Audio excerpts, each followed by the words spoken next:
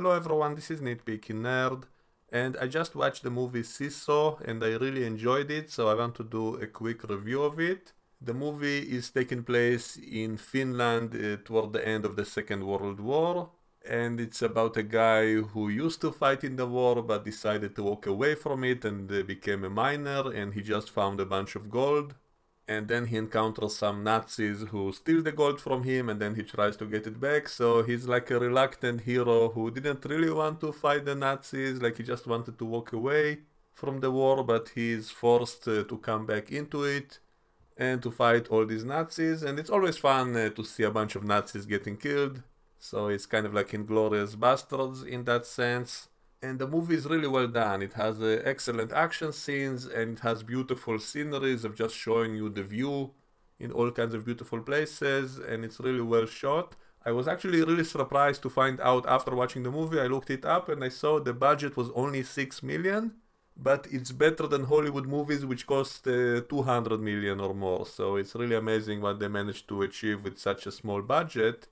I guess they filmed a lot of it just outside in Finland because it is a Finnish movie and there's not a lot of characters, so not a lot of actors, and the main character doesn't even talk that much. I don't think he has any single line except at the very end.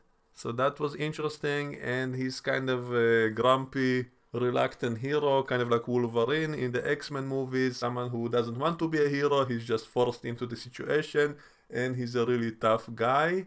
And the movie seems kind of realistic at first, at least. It gets more and more outrageous as it goes, but in the beginning it seems to be taking place in reality. Like there's nothing fantastical going on at first, except this main guy being really tough, but overall it looks like it could happen in reality, at first at least. It does get to be more and more outrageous, but the movie keeps taking itself seriously, like it's not a comedy. It does kind of remind me of those movies about that Mexican guy called Machete, who also is a tough guy who no one can kill.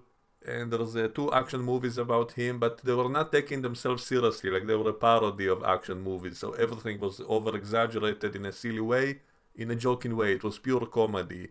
And yet here it's kind of the same idea, but a little bit more realistic. And the main character is kind of similar to Machete. He also barely spoke. And there was also a very similar scene to Machete when there was a scene that they tried to hang him, but he wouldn't die even from that. And in Machete it was a lot funnier because it was a straight up comedy, so they hang him but he doesn't care, he just keeps being alive. And here there's a similar scene when they hang this guy, but they think that he died and walk away, and then he saves himself somehow. So it's not played for laughs, it's not a comedy, and yet it's a similar idea to Machete. It also reminds me of Sin City, where there was also a scene when Bruce Willis was hanged and somehow managed to get out of it. And also in Sin City there was the character of Marv, who is a really tough guy that can easily kill all the bad guys and they can do nothing to him. Anything they do to him is just a flesh wound. And so this movie here is the same kind of idea, only it's mostly realistic at first. It's not over-exaggerated to become a comedy, even though it does get more and more ridiculous as it goes. And it also reminds me of the Rambo movies, because Rambo was also a one-man army that can easily kill a whole bunch of bad guys and somehow survive any situation with his wits and cleverness and not just his physical abilities and all of that. And so it's the same kind of idea, only against Nazis, and so it's always fun to see a bunch of Nazis getting slaughtered.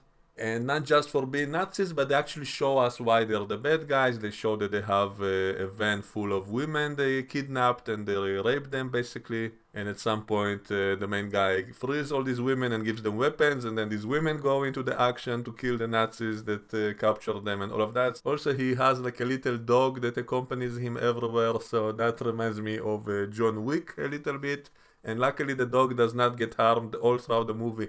There are a lot of scenes, a lot of situations in which you're sure the dog now will get it, and yet the dog somehow survives as well all the time and keeps coming back to him somehow. And so that was cute. And so a lot of things in this movie kind of worked and it clicked, and I really enjoyed it. It was a fun ride, and that's why I want to quickly recommend this movie to anyone who enjoys the kinds of movies I mentioned. And the more the movie goes, the more fantastical it does get with the fact that they cannot kill this guy no matter what. They literally hang him, they drown him, they set him on fire. He has multiple bullet wounds, which are all turned out to be just flesh wounds. and there is no explanation in the movie. So at some point I thought, this could have been a good Wolverine movie, because this guy is kind of like Wolverine, and if it was actually Wolverine, then it would explain how he can survive anything, or maybe he's an immortal from the Highlander universe, but the movie itself never explains it, why he's so tough, why he's so hard to kill. They say it's only because he has such a strong will to survive.